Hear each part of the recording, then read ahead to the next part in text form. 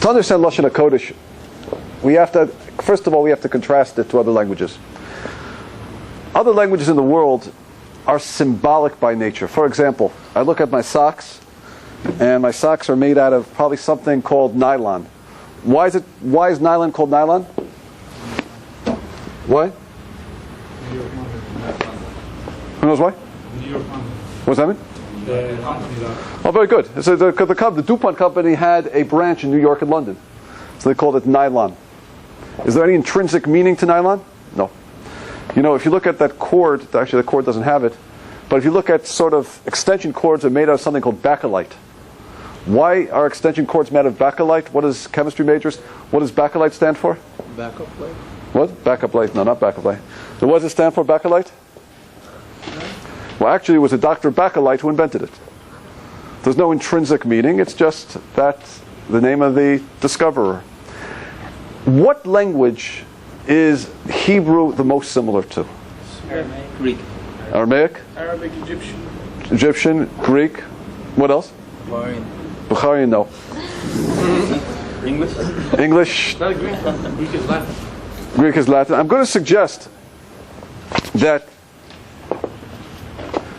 Lashon HaKodesh, Hebrew, is similar to only one other language out there, which isn't totally similar to it, but is the closest we can get. What language am I referring to? Aramaic. I'm referring to the chemical language. For example, if I wrote the word salt, does salt mean anything? No. If I write NaCl, does that mean something? We know that salt is composed of sodium chloride. Or if I would write this word, H2O, does that mean something? It means water. But what do we know about water? It's contained with 2 hydrogen molecules and 1 oxygen molecule. Correct? The chemical language defines reality from within. The only difference with the chemical language is that the letters themselves, why it's called hydrogen, is random. Why it's called oxygen, okay, it might be a Greek derivative, but you call it whatever you want. But it's close to Lashon HaKodesh. Why? Because you can look at the symbols and define the substance. Now, what I'm going to show you tonight in many different ways is that Hebrew is like no other language in the world. That Lashon HaKodesh, we call it the language of holiness. What is Lashon HaKodesh? First of all, we have to understand that our tradition tells us that Hashem, before He created the world, He created the Aleph Beit, and with the Aleph Beit, He formed reality. Where do we see this in the first verse of the Torah? We should see it where? Bereshit bara Elokim et. In the beginning, God created. He created et. What does et mean? Et doesn't mean anything. But if you break it down, it means in the beginning, God created Aleph through Taf. He took the Aleph Beit, and with the Aleph Beit, He formed reality. Now, what that means is like this.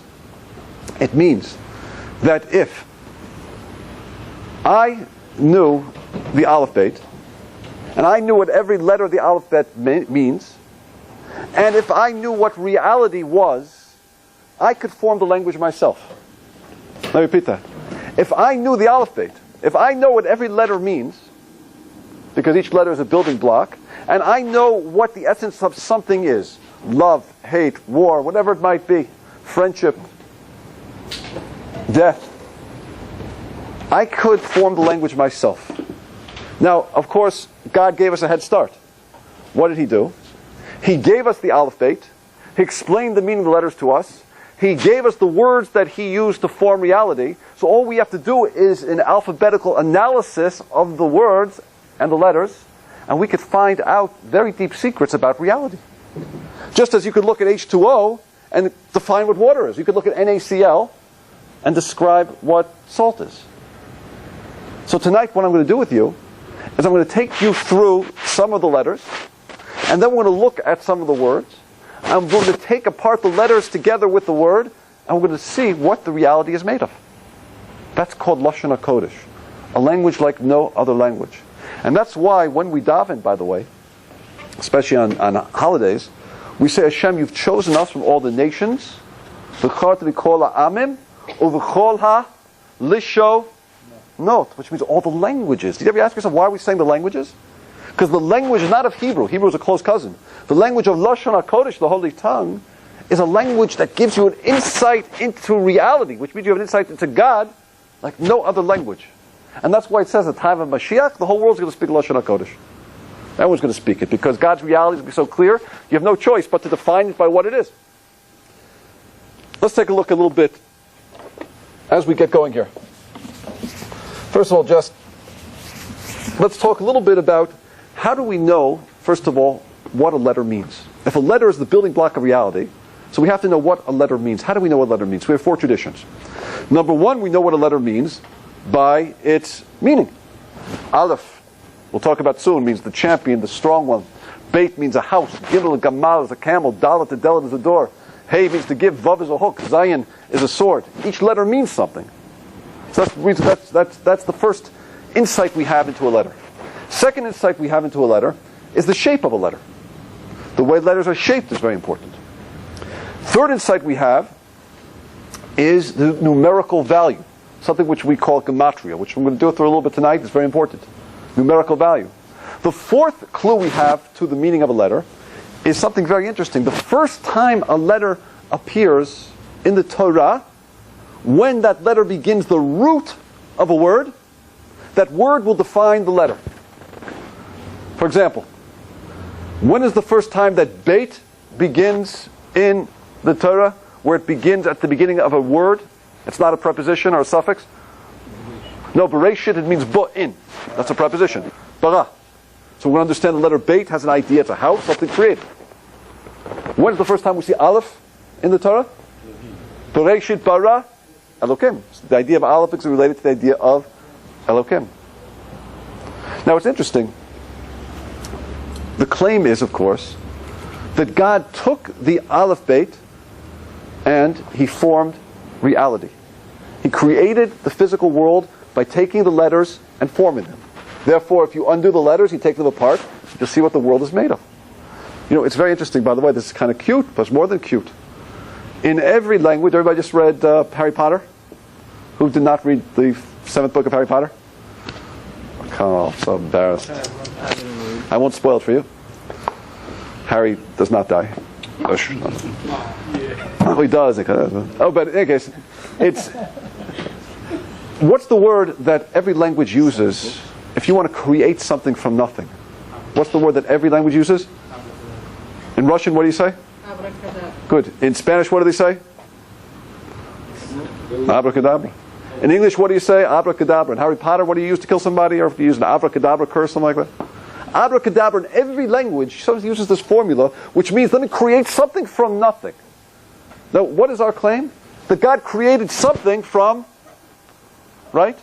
Speech. From the language. From words. He took words and created the world. That's why the word for word in Hebrew is what?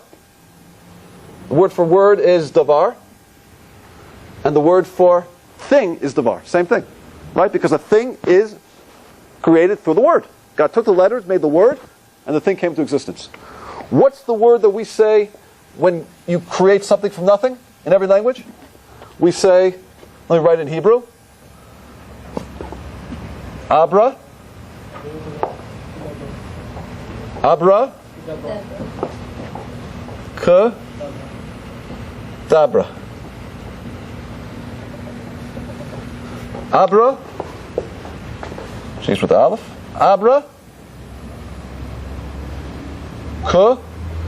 Dabra. Abracadabra. This is a statement from the Sefer Yetzirah, a sefer which was composed by Abraham, which Abraham defined the reality of the world.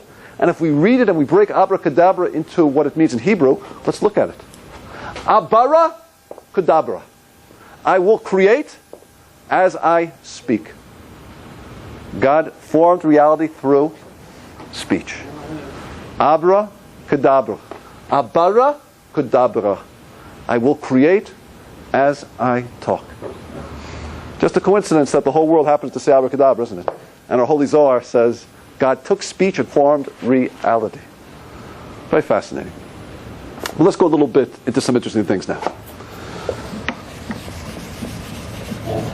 Let's begin with the first letter of the Hebrew alphabet, which is the Aleph. Now let's first look at Aleph and try to define what it means. Numerically, Aleph is what? Numerically, Aleph is... Can everybody see my Aleph there? Do you like my Aleph? I don't like it so much. Let's do it like this.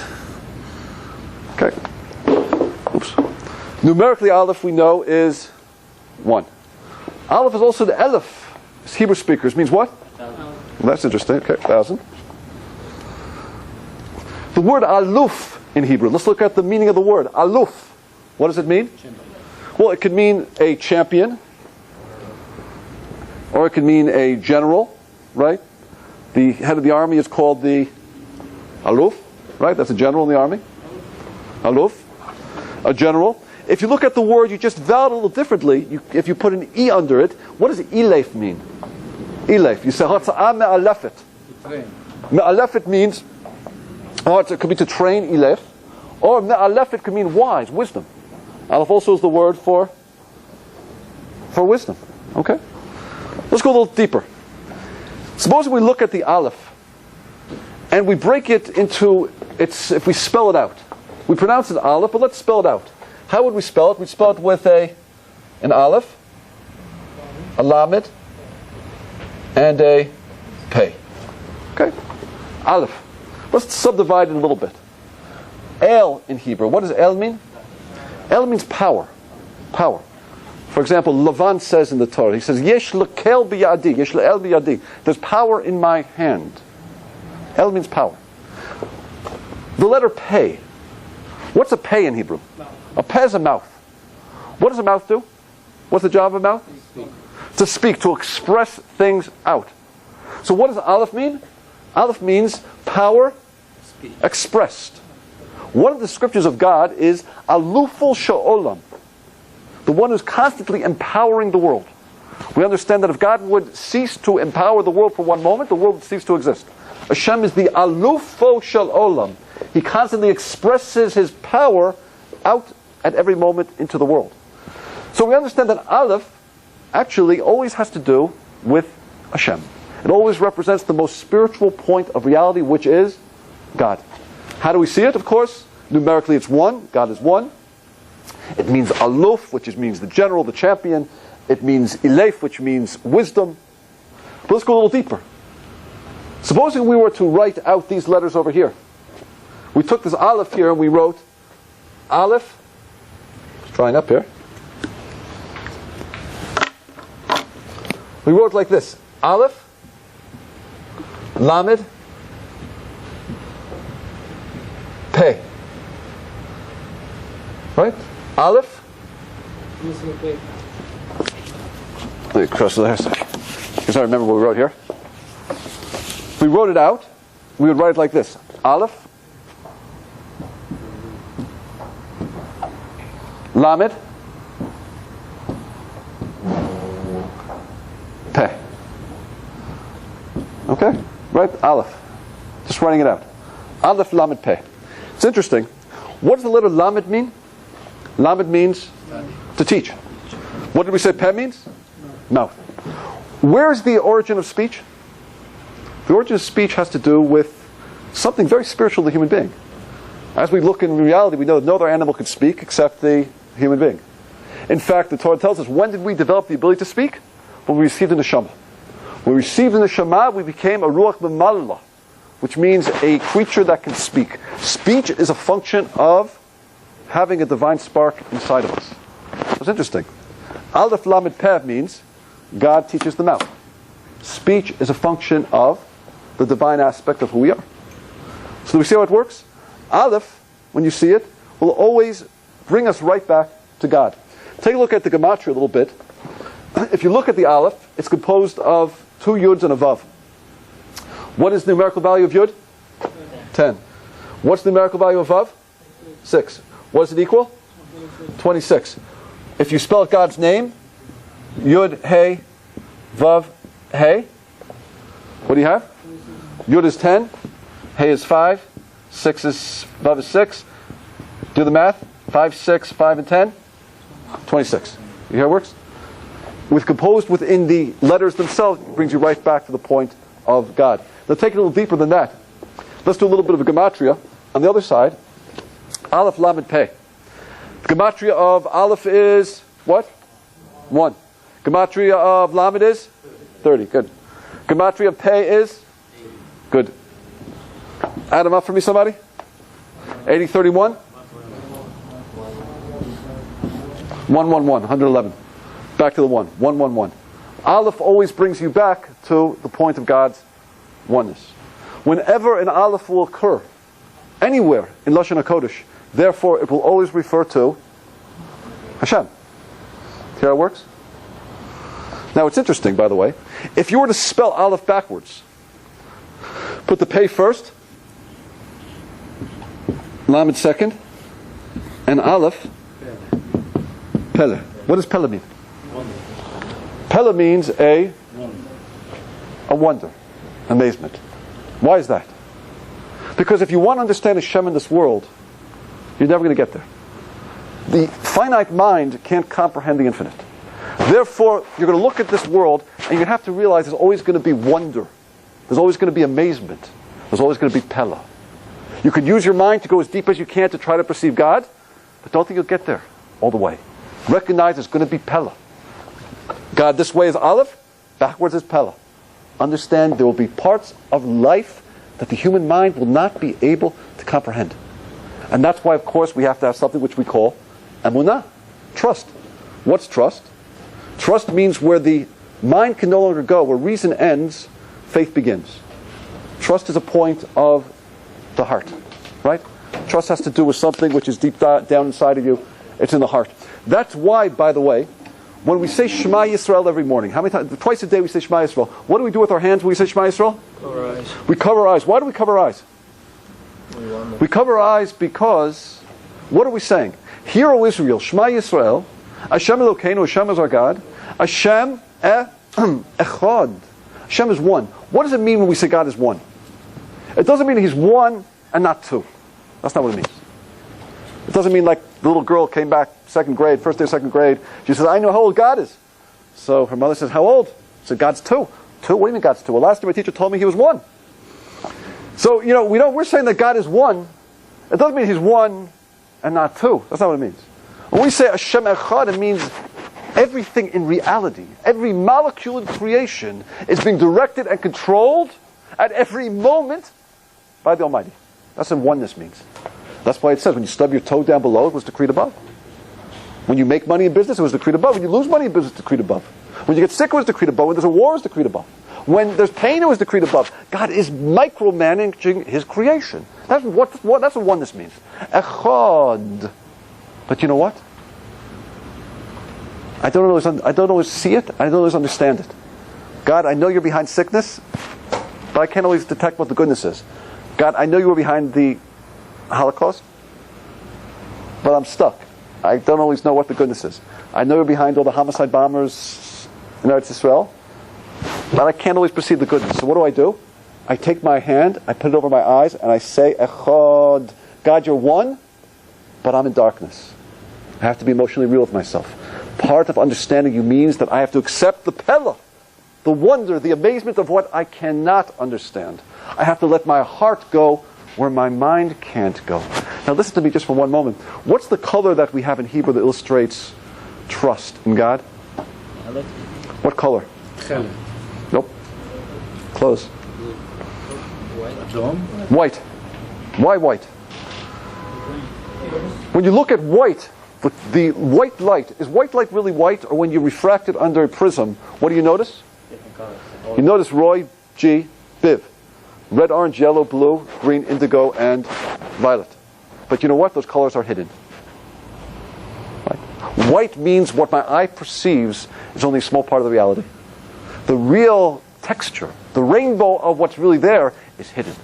And that's where trust has to come in and perceive what the mind can't perceive. What color represents intellectual analysis of God? Blue. Why? Why blue? Because apparently blue is the furthest out the eye can see. When you look in a distance, the sky appears blue. When you look at the ocean, it appears blue. But really, Roy G. Biv tells us, right? Red, orange, yellow, green, blue, indigo, and violet. There are two more colors behind it, right?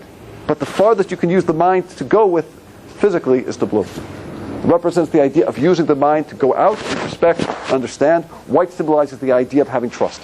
That's why on our tzitzis, what colors do we have? White. We have white and blue. How many strings of white do we have? 7. How many strings of blue are we supposed to have if we would find the clam that we produce the blue from? 1. Why? Because take that string of blue, look and search and try to find God in the world, but recognize and remember that it has to be wound around a cord of trust. Because life is about Pella, right? You're never going to find God, you're never going to understand God fully. You're going to have to accept it and trust and understand there's going to be an amazement.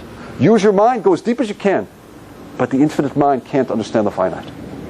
Now it's interesting, by the way, what word is the word for white in Hebrew? Hebrew speakers? Lavan. Beautiful.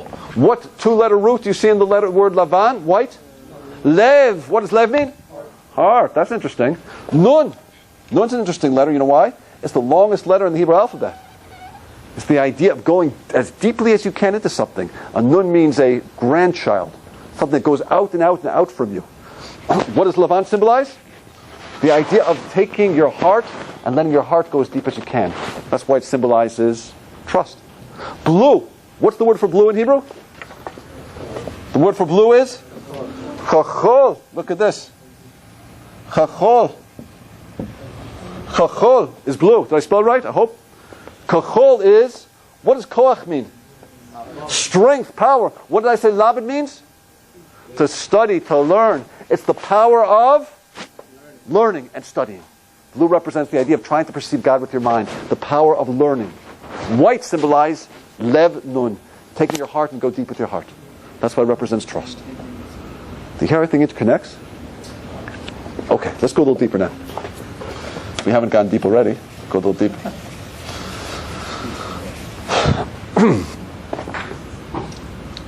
Okay.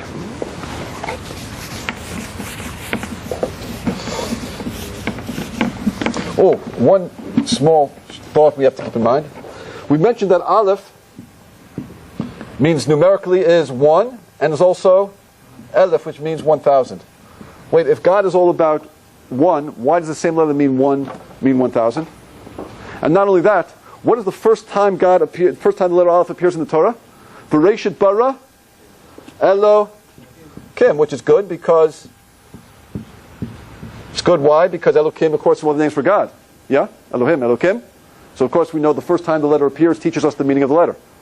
So everything is consistent. True. Only one problem. Elokim is in the plural, correct? Yud Mem is the plural ending, and it seems that Aleph also means 1,000. I thought God is all about oneness, not plurality or 1,000 or multiplicity. Where did I first hear this question? About a little while back, I was coming back from a lecture here, and I remember it was about 11:45 at night, and I was exhausted. And somehow Hashem always does this to you. You find this, Hashem never seems to test you like when after you just had a nap. Have you noticed that? Hashem never tests you when you've rested and you took a shower and you're ready to go, like, oh yeah. When does Hashem test you? He always tests you when everything is like, when you're exhausted and you're not feeling so well and your head hurts, right? And you haven't had supper, then you get a test. So I'm just exhausted, I hadn't had supper, my head was killing me. I just wanted to go home. I get a call from my wife, and she says, there was a certain girl, a Russian girl, who got involved in Christianity. And we've been trying for a long time to speak to her, to try to bring her out. She said, we never, no avail, we couldn't get her to speak to us. So at 11:45 at night, my wife calls me up and she said, she's here at the house right now. I said, who's here? She said, the girl, she wants to discuss Judaism with you. I said, that's great. So the one problem, she said, she's brought her priest with her. So I said, my wife said to me, I said, like, what do I do with the priest? So I said, I said, I'll be there about 25 minutes or so. I don't know, I said, make tea or something, And my wife's like, gives me this, like, hangs up the phone on me. I don't know, what was it? But yeah, I feel so bad for my wife. She's from a nice religious family, nice from girl. She marries a guy like me. Has to end up with priests at her door at midnight. She wasn't trained for this exactly. And but in any case, the guy sits down. Very nice guy. I remember his name was Don. And he sits down and he starts speaking very polite to me. He said, "Rabbi, surely you have to understand why we feel that God can be the Father and the Son. Does it not say that the first time we see God in the Torah, it says Elokim, which is plural? Isn't that a hint that God could be both two, Father and Son?" That's what he said to me. So I said to him, "Don, get out of here." No, I didn't say that. I was thinking. But what I said to him was, I said, "You look in the world, don't you? You see, what do you see? Let's analyze the world for a moment. We see many forces, don't we? We see a sun which is 93,000 miles away. It's perfectly calibrated with the exact angle to the Earth, that if the tilt was just a fraction one direction, the Earth would burn over. If it was a fraction the other direction, the Earth would freeze over. We understand that what happens, of course, the sun takes the water from the oceans, causes evaporation. That evaporation produces clouds. Then we have another force in the world called wind, which takes the evaporated cloud from the ocean, blows it over dry land, where we need rain. And then we have another force in the world called rain. And what happens is the gravity will allow the rain to fall. I said all these forces, the sun, the wind, evaporation, gravity, are these all separate forces, or are they operating in harmony? So they're operating in harmony. I said, we can understand why, therefore, Elokim is in the plural. That God is the master of all these forces. There are many forces in the world, many powers in the world, but they're all unified by one force. It's something which we call a unity in multiplicity. There are multiple forces all unified by one force. That's why it's spelled Elokim. Not to say, God forbid, that God divides himself into different formations, but that there's one unifying force behind all the powers. And look at all those powers, but bring it all back to the Echad. There's no contradiction to the 1001. They're all unified by one force. The meeting went okay till I tried to get a private meeting with her, and then he said no. He wouldn't allow it. Okay, let's go now. Let's go a little further here.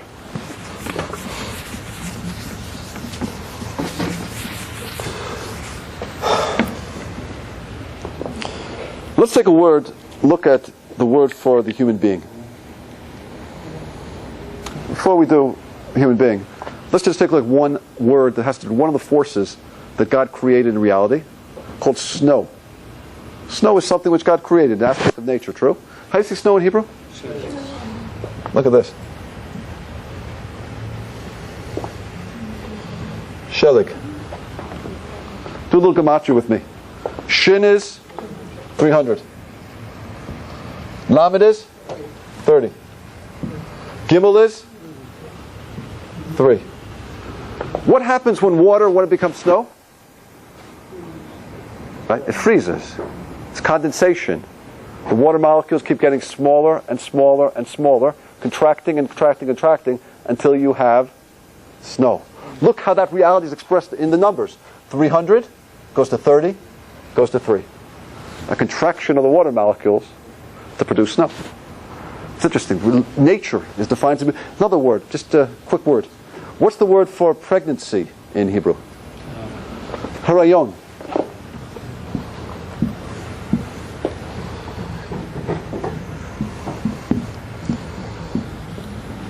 Let's do a little mathematical analysis of it.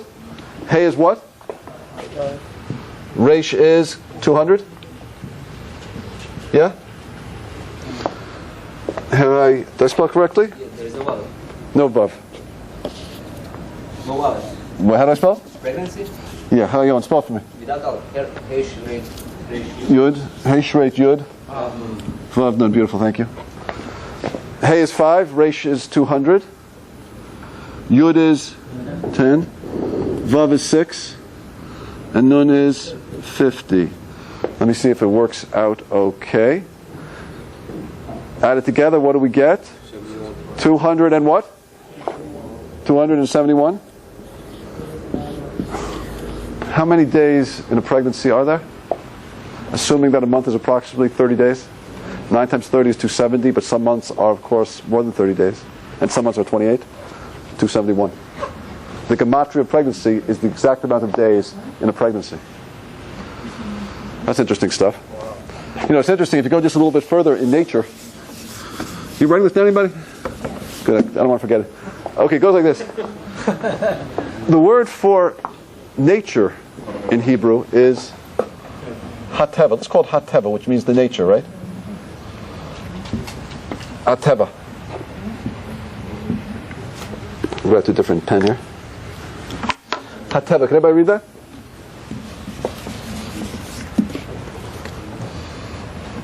Hateva. Hateva, nature, the nature.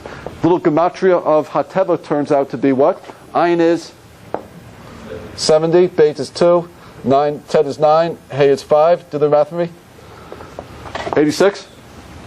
Yeah? Yep. It's the same gematria as this word here, Elokim. I'm going to write with a kaf, not a hey. Okay? God. Nature is the same gematria as God, Elokim. Right? Why? Because it's obvious that when you study nature, what are you supposed to detect? You're supposed to detect Hashem. Look at nature and discover that there's too much perfection in reality that it could have happened by chance. The more we open up the cell and we see all these intricate parts working in tandem, it's like opening up a car engine and thinking that it came to existence by chance. However, it's interesting, the same word for nature, which is teva, if you vowel it a little differently, it becomes this word, which means taba. What does taba mean? Litboa means, Hebrew speakers? To drown. What's the connection? You spell it, you pronounce it one way, it's teva, which has the gematria of Elokim, God. You change the pronunciation just a little bit, it means tiba, which means to drown. Tell me the connection. You could look at nature in one of two ways. Either you could discover God in nature, or you could be drowned by nature. You could just think, oh, it's something physical. It came to existence by itself. You know, things just happen. Nature can either allow you to come close to God, or you become drowned through nature. You know, that's the free choice of the human being. The free choice of the human being is such that you can look at the world in so many different ways. You can choose to see whatever you want to see. What's the word for free choice in Hebrew? To choose, what's the word? Bachar. Sorry about the pens. The word is bachar. Right? Here we go. Bachar, to choose. It's interesting, if you take that word bachar, which means choice, and you just turn the letters around a little bit, if you put the chet first, it means chaver. You could use your free choice to become friends with God. Right? Chibur actually means to join together, to cling to God, to unite with God. Chaver, what do you do with chaver? You join with your friend. You could use your free choice either to become friends with God, or if you vow it a little differently, and you put it like this, you put the resh in the middle. What does that spell? Charev, which means? It means a sword, to destroy. You could use your free choice to become a friend with God, or you could use your free choice to fight with God, to choose not to see God. That's the power of free choice. See how the word itself, the intrinsic in the word, is the concept of what free choice is. You can either become a friend, or you can become an enemy. How are you going to use your free choice? Show you another example of this.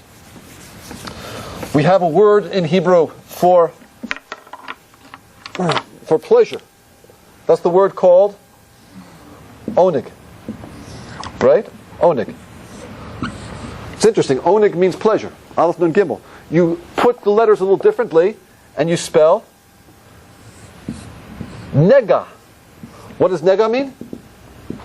Nega means a disease, an affliction, a blemish. Right? You could either use the joy of this world to get close to God, or you could, the joys and pleasures of this world become like an affliction, something which takes you away from God. I'll give you another example. We have a word in Hebrew called shefa. What does shefa mean? Shefa means, can everybody see that? Shefa means abundance, plenitude. I have a shefa of money. You put the letters a little differently. Put the pay first. What do you get? Pesha. What does pesha mean? Pesha means sin. Money can either be shefa, in abundance. You misuse your money. It can be a pesha.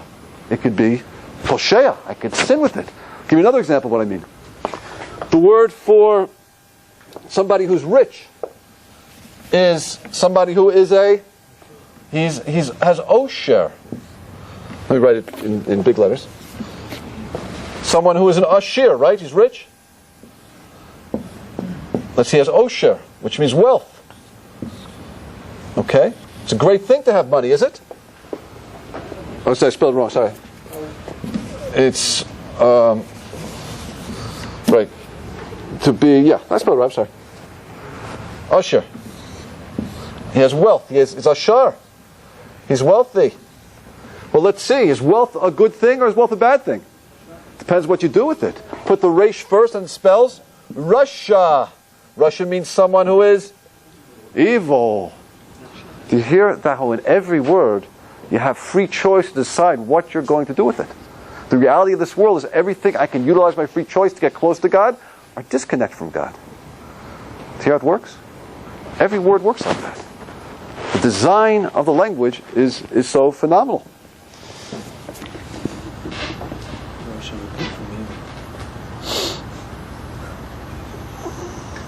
Give you another one.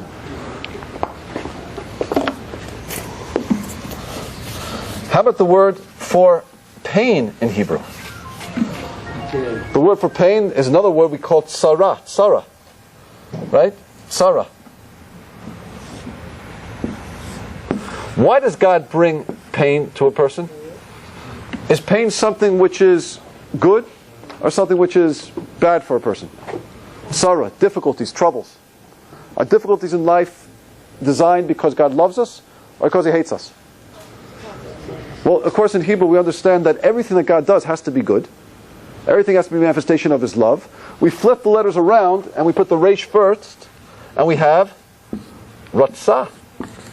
That the tsar in life is really God's ratzah, His ratzon, His will, His desire.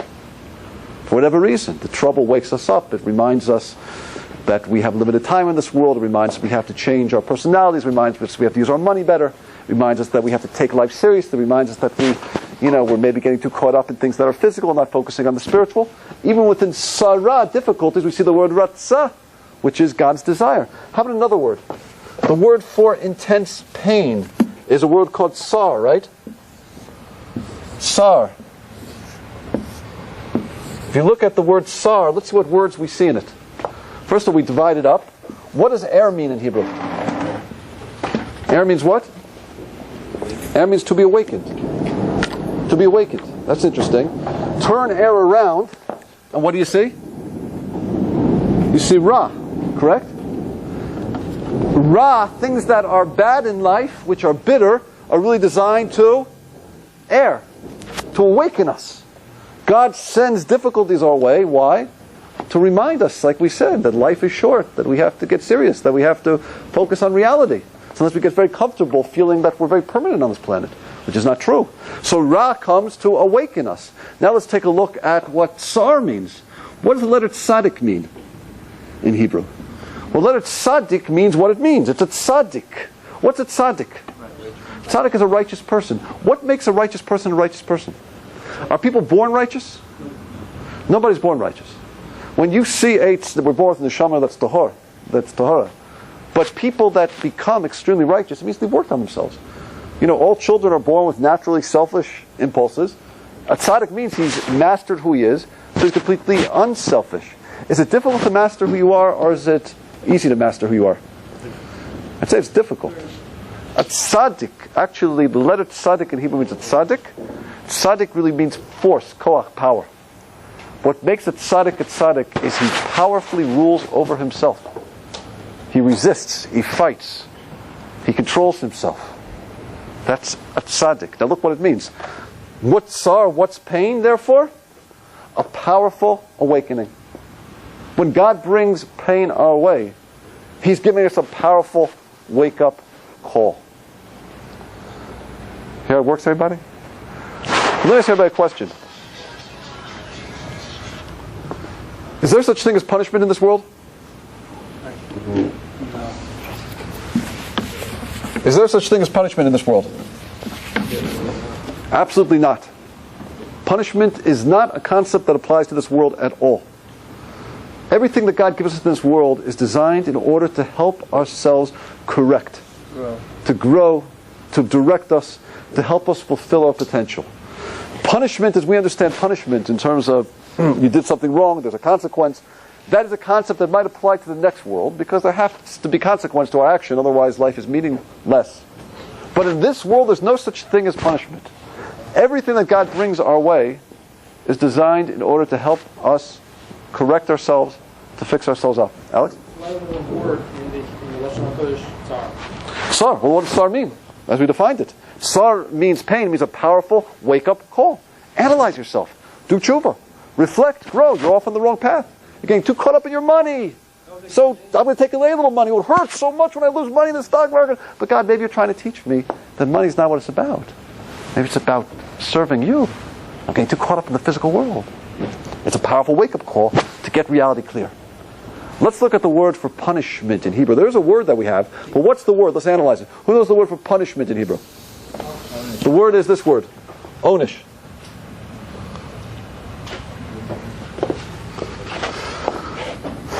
Okay.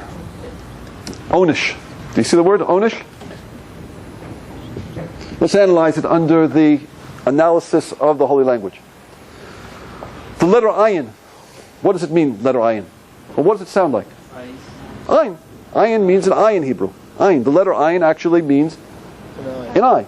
What's the job of an eye? To look, to analyze, to investigate, to perceive deeply. That's why words with that ayin are always going to have to do with perceiving something deeply. Iyun means what? Analysis. Onen, right? Means to take yourself and to analyze something deeply. It's all the idea of using your eye to go deeper and to perceive. The two-letter root, nun shin, nash. What does it mean? Well, let's see. To know what it means, I'll have to tell you more places we see it in the Holy Tongue. For example, an eagle in Hebrew is called a nesher. Good. If you take a sheep and you want to shear the sheep, meaning you want the wool to fall off, how do you say that in Hebrew? Nisher. Correct? Ninasher. Okay? What's the connection here? Nesher is an eagle. To shin a sheep is nisher. Give you another word. It says in the Torah that it's a case where, let's say a person takes an axe and he brings the axe over his head like this. The axe handle goes flying off and hits somebody and kills the person. So a person has to go to what's called, he has to go to an Ari Michlat, city of refuge. That case of the flying axe handle in the Torah is called Nashel Hagarzen. Nashel Hagarzen. 3 examples. All contain the root nun shin. Let's analyze it for a second. Nesher, eagle, means what? Why is a bald eagle called a bald eagle? Well, ornithologists, I'll tell you something. An ornithologist is someone who studies birds. If you look it up, bald eagles aren't born bald. They're born with a feather over here, but guess what? The feather falls off. That's what it's called a nesher. Something has fallen from the reish, fallen off. Nisher, when you shear a sheep, you're taking the wool and you're having the wool fall behind. When you take an axe handle and you bring it back and the axe falls back, nashel hagarzen, the falling back of the axe. The nun shin root in Hebrew always means to fall back. Let's analyze the word punishment now. Onish.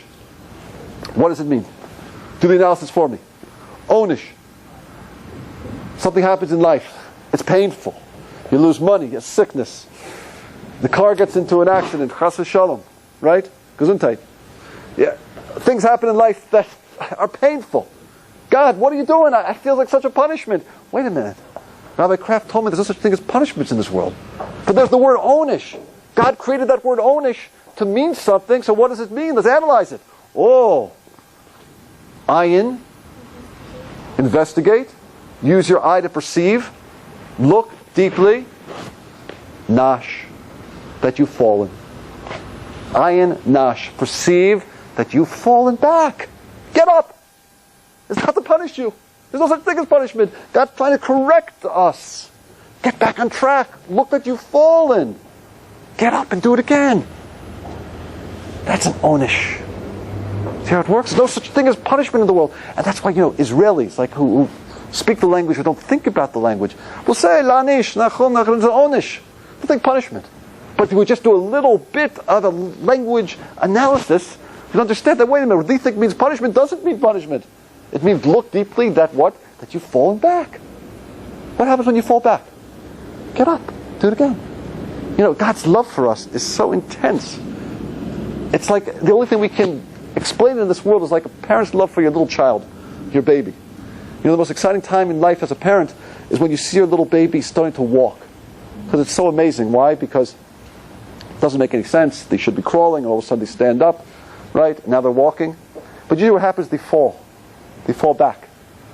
Do you yell at your child? You pick your child up. Come on, get up, do it again. Ayin nash, look, you've fallen. Get up, do it again.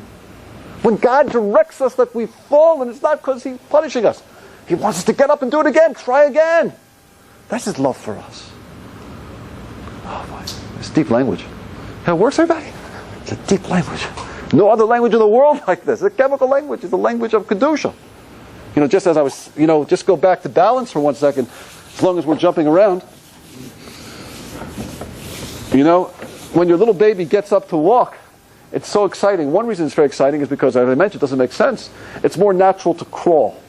Isn't it more natural to crawl? Why 4 legs? Don't give me a chair that has 2 legs. Give me a leg that has 4 legs. Support is a function of 4 things. Nachon? Animals like to crawl on all 4 legs. Only the human being can stand up straight. You know why that is? Because the human being has a detector that determines when they're off balance. Right? Where is that detector? It's in the ear.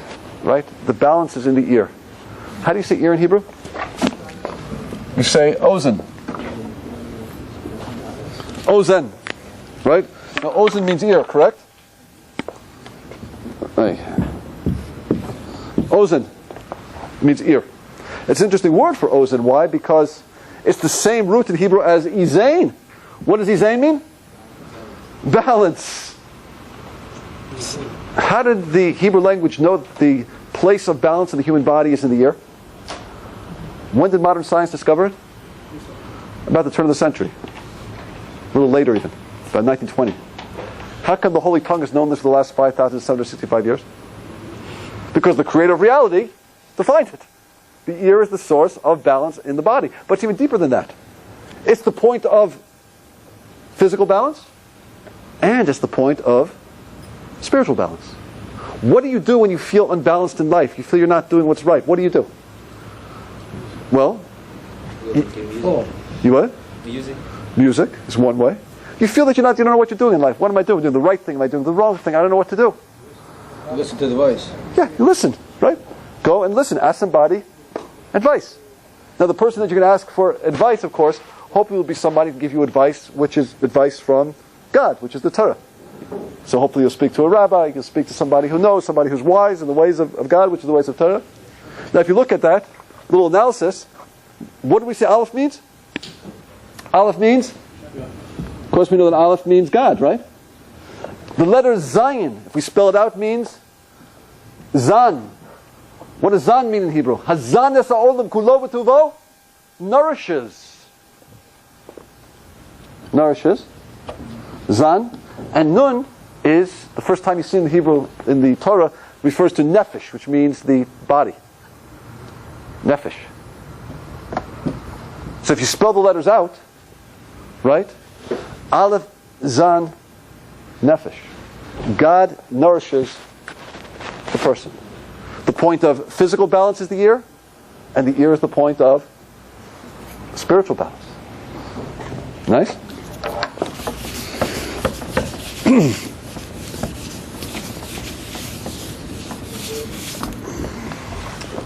Let's look at the Zion for a moment. Zion. We said that Zion means Zan, to nourish. Who traditionally is the breadwinner in the family? Is the male. Zion also means like a Kli Zion, which means a sword. Who is usually the person in the family responsible for protection? The man, the male. Where's the first time we see the letter Zion in the Torah? We see it in the word Zerah. What does Zerah mean? Seed. Who supplies the seed in creation? The man. Can we significantly say that Zion refers to the male in creation? Yes? Yeah. We all agree with that? Yeah. Zan means nourish. Zion is the sword.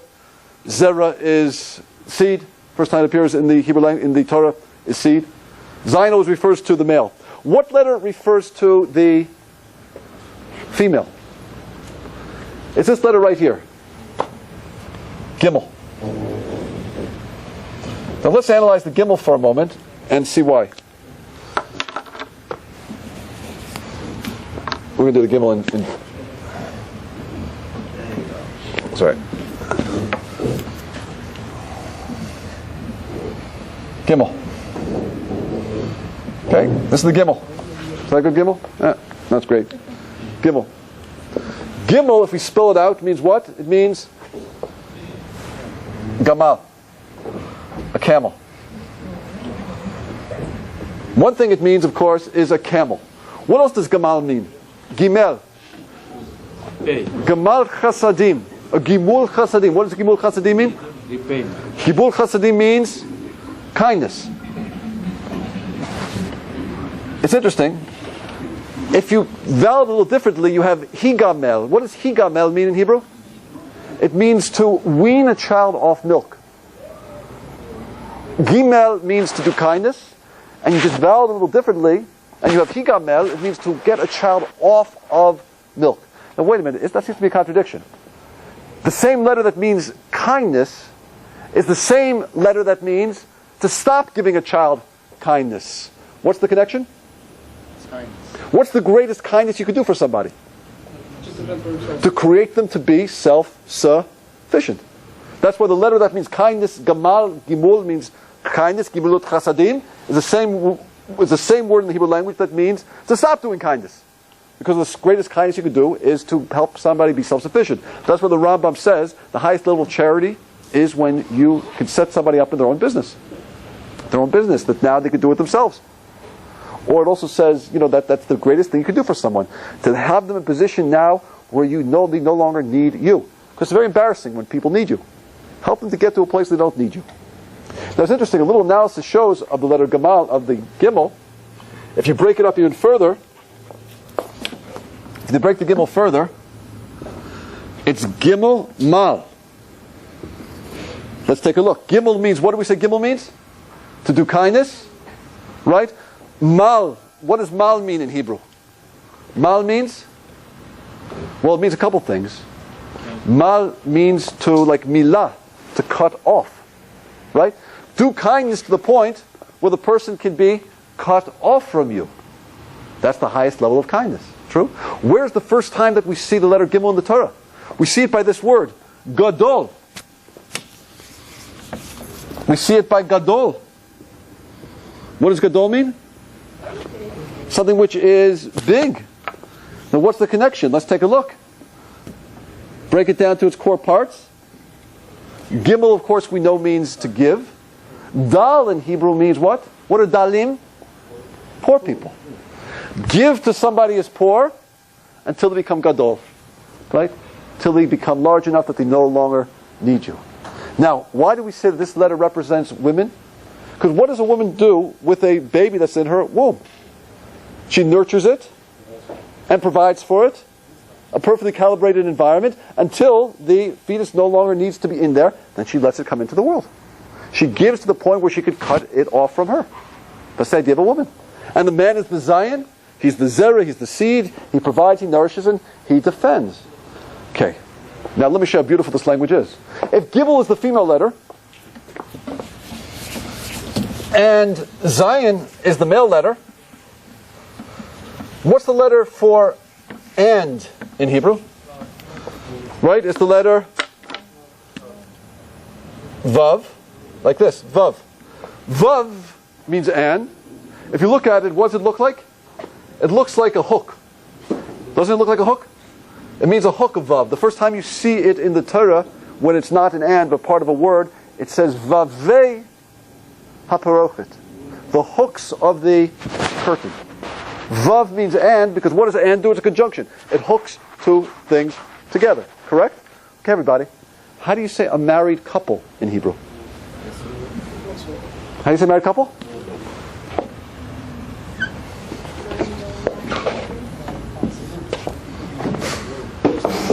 Zug. Zayin is the male letter. Gimel is the female letter. Hooked together by a vav. Zug. See how it works? There's no language like this. It's an unbelievable language. It defines reality. Let's go a little deeper. Have we gone deep enough, or we want to go deeper? Just a little more. A little deeper.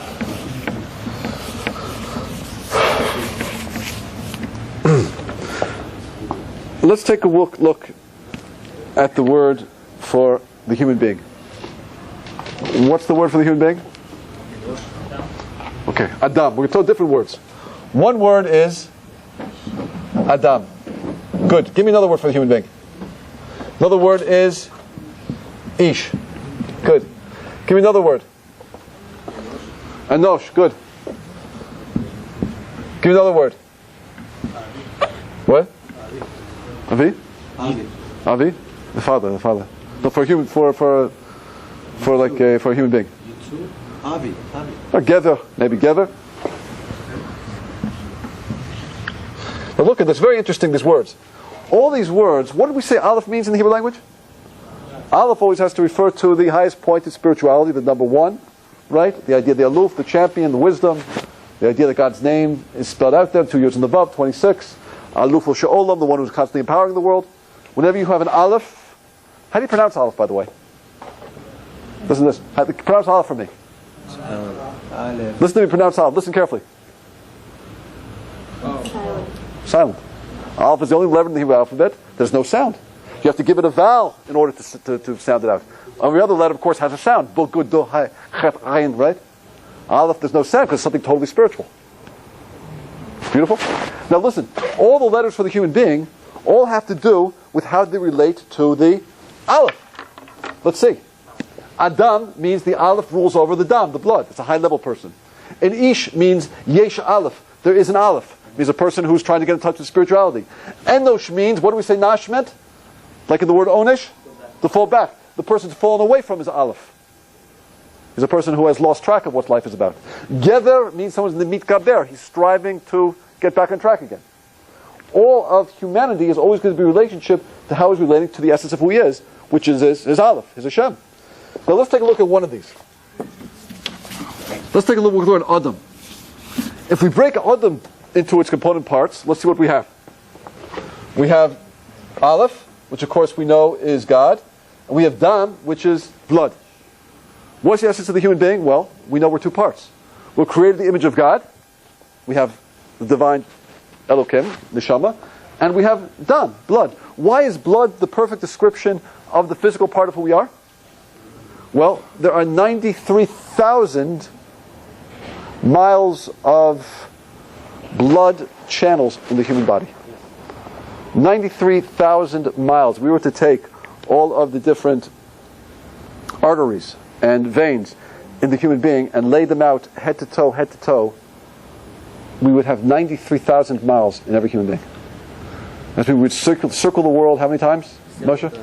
The world is what, 33,000 miles in circumference? How much, Moshe? Moshe, was it? No?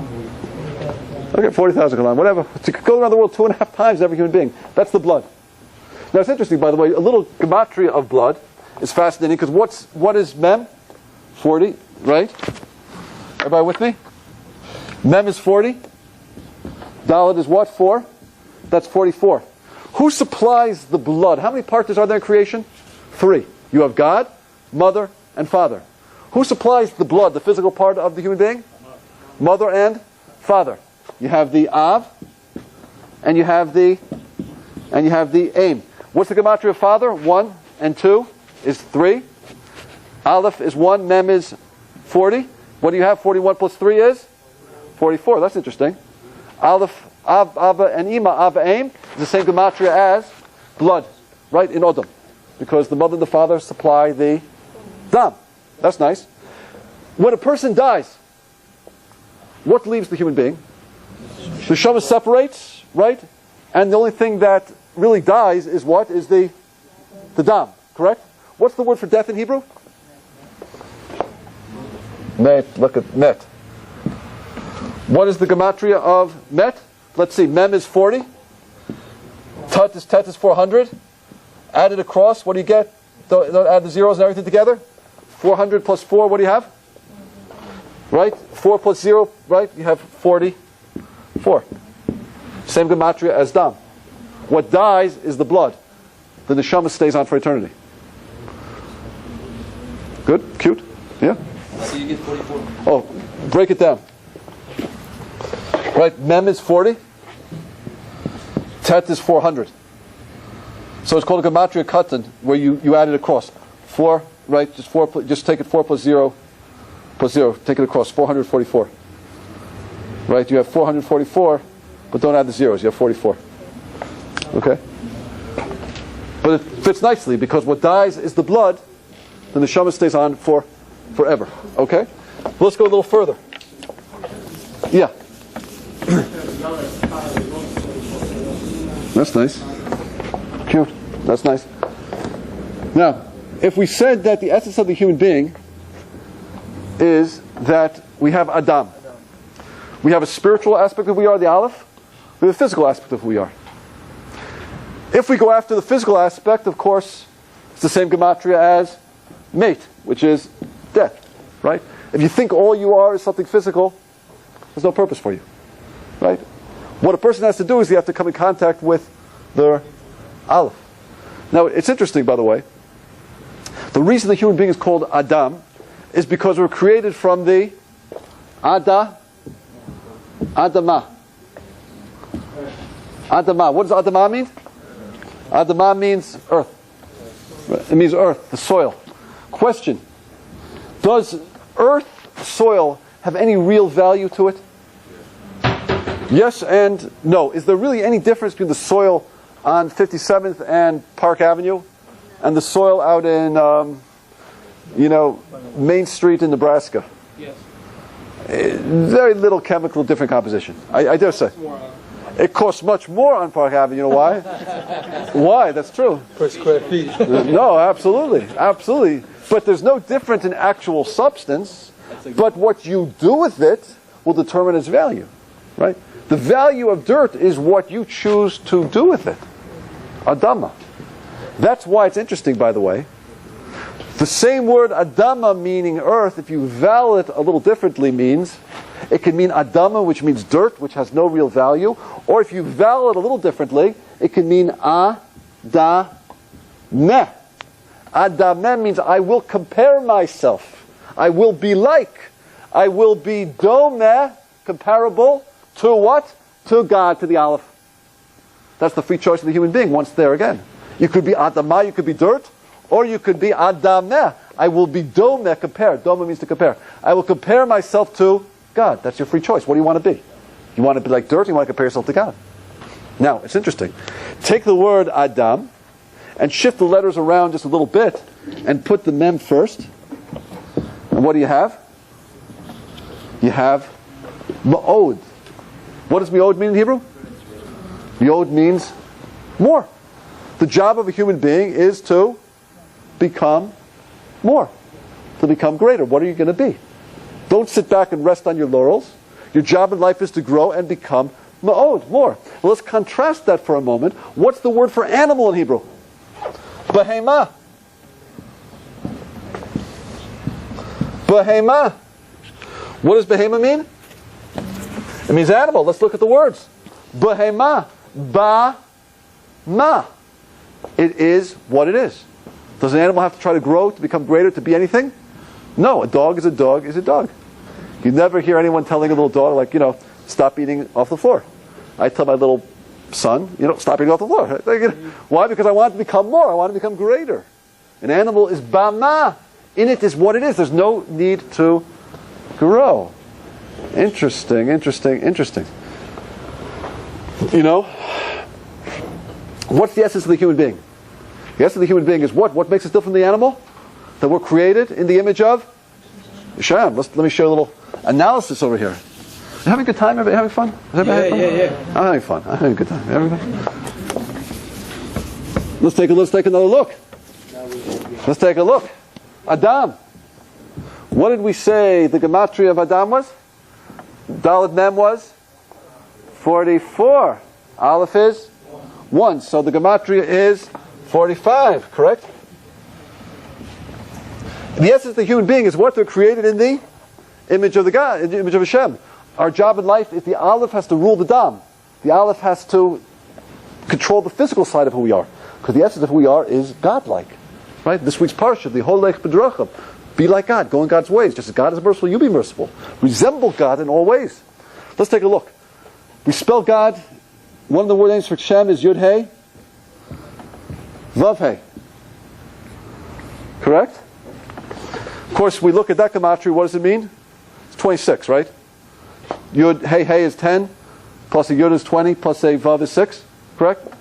That's 26, which we mentioned before, of course, is how you break down the Aleph, Vav, and 2 Yuds, right? 26.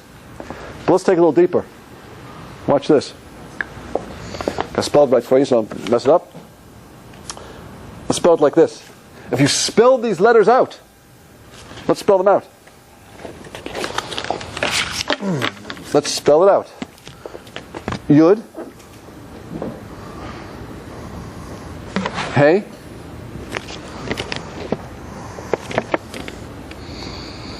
Vav, Hey. Let's add it up. Yud, gematria of Yud. Gematria of Yud is 10. Gematria of Vav is 6. Gematria of Dalet is 4. Calculate all together? 20, good. Hey, 5. Yud, Aleph, 1. Add it together? 6. Vav, 6. Yud, 10. Vav, 6. Add it together? 20, 22. Hey, 5. Aleph, 1. 6. So add it together. What do we have? We have 20 plus 6 plus 22 plus 6. What do we have over there? Where did we do wrong? Oh, sorry. Yeah. Did we do something wrong here? No Yud. Sorry. Take that out. 12. Change that to 12. Someone do the math for me. What do we have? 44.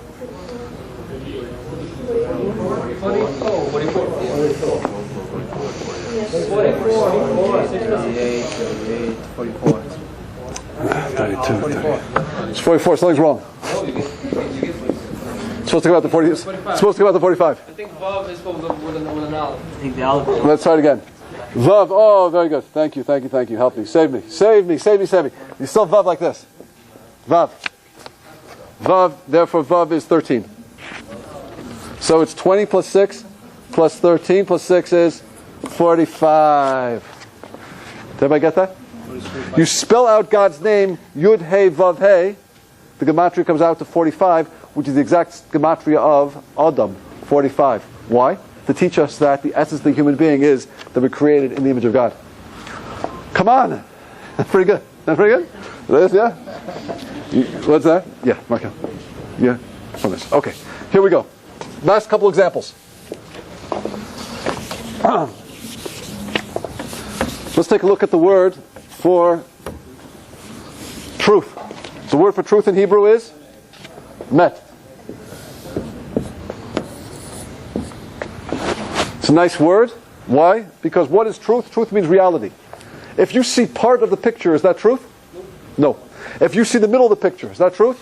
If you see the end of the picture, is that truth? No. What is truth? When you see the beginning, the middle, and the end.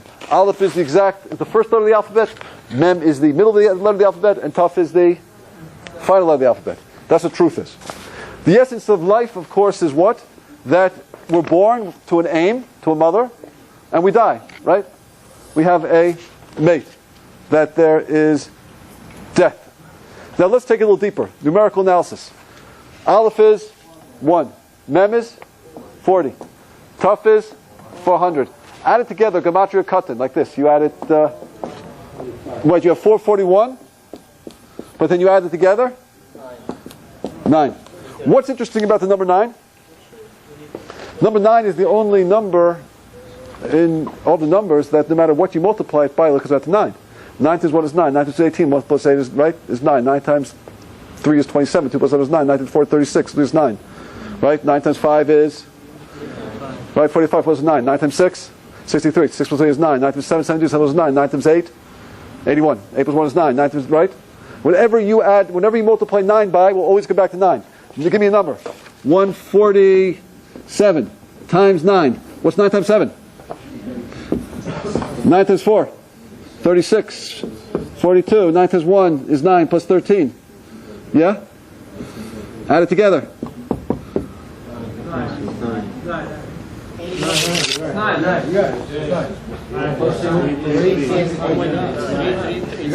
Did I blow it? Did I blow it? I got 3 3s. Where's the third thing? What? Oh, that's a 9? Yes, correct. Do it again. That's not a rabbi. You see, if you can't do math, you become a rabbi. That's it.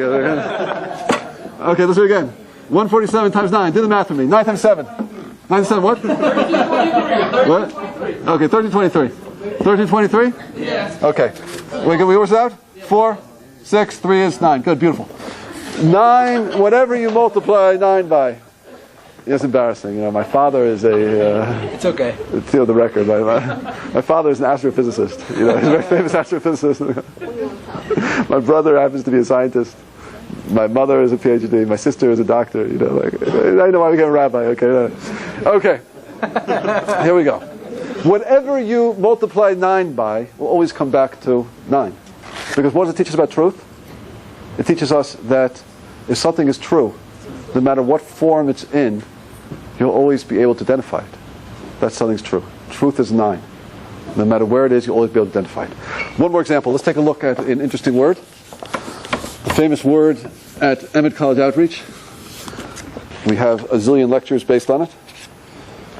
And that, of course, is the word ehov. What does ehov mean? Love.